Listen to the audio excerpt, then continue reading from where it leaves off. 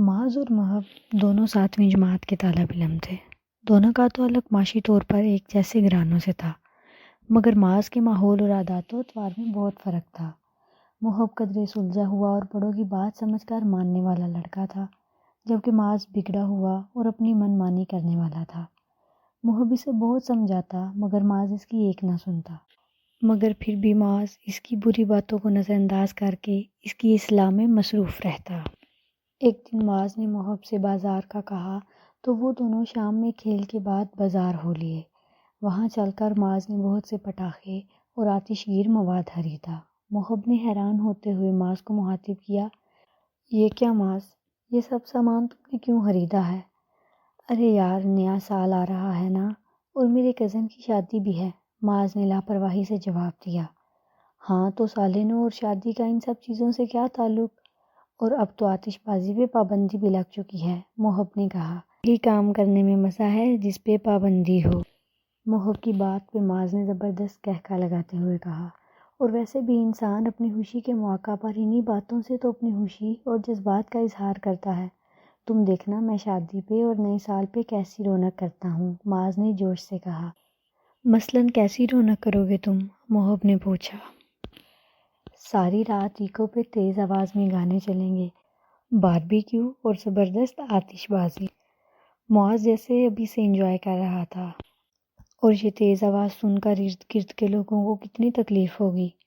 کل ہی ہمارے محلے میں ایسی ہی ایک تقریب تھی، ساری رات جاگنے کی وجہ سے میرے دادا جی کا بلڈ پریشر ہائی تھا آج، محب نے ناگواری سے کہا۔ ارے یار، یہ سب چلتا ہے، ہوتا رہتا ہے، معاذ کو گویا کوئی پرواہ نہ تھی۔ مگر معاذ، محب قدرے پریشان تھا۔ ارے میرے شریف بھائی، ایسا کرنا، اس سال نئے سال کی سیلیبریشن میں تم بھی ہمارے ساتھ رہنا، دیکھنا کتنا انجوائے کرو گے۔ معاذ نے محب کو پیشکش کی، جسے محب نے فوراً سے مسترد کر دیا۔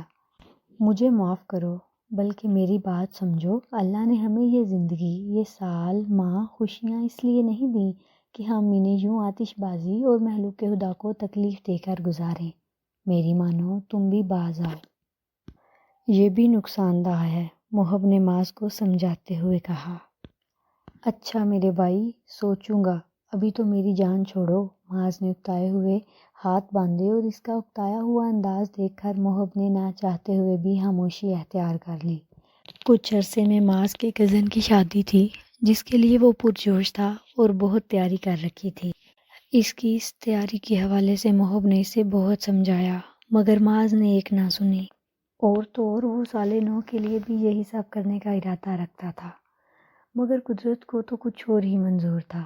معاذ اپنے دوسرے ساتھیوں کے ساتھ پٹاخے اور آتش بازی میں مصروف تھا کہ ایک پٹاخہ اڑ کر سجاوٹ پہ لگا اور اسی کی وجہ سے آگ لگ گئی، اور اسی آگ نے معاذ اور کچھ لڑکوں کو اپنی لپیٹ میں لے لیا۔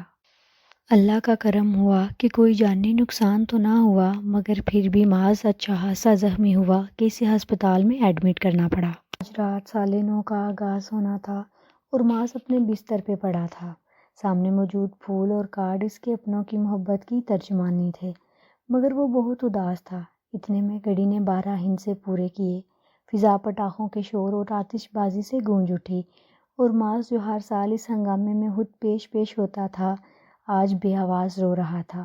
اتنے میں محب اپنے ابو کے ساتھ ہاتھوں میں پھول لیے اندر داخل ہوا، اور معاذ کو روتا دیکھ کر تیزی سے اس کی جانب بڑھا۔ ارے ارے معاذ، کیا ہو گیا ہے تمہیں؟ تم تو بہت حوصلے والے ہو، انشاءاللہ تم جلدی ٹھیک ہو جاؤ گے، محب نے معاذ کے آنسو پونچھے۔ ہاں معاذ بیٹا، سب ٹھیک ہو جائے گا، آپ پریشان نہ ہوں، محب کے والد نے بھی تسلی دی۔ نہیں انکل، میں اپنی بیماری کی وجہ سے نہیں رو رہا، معاذ نے افسردگی سے کہا۔ تو پھر تم کیوں رو رہے ہو؟ محب حیران ہوا۔ یہ ندامت کے آنسو ہیں، تم نے مجھے کتنا سمجھایا تھا مگر میں نہ مانا، ہمیشہ میں دوسروں کو تکلیف دیتا رہا، مگر مجھے احساس نہ ہوا، آج خود پہ بیتی تو پتہ لگ رہا ہے، معاذ نے افسوس سے کہا۔ اوہ، محب نے گہری سانس لی۔ میں تو تمہیں سمجھاتا تھا مگر تم سنتے ہی نہیں تھے، محب نے کہا۔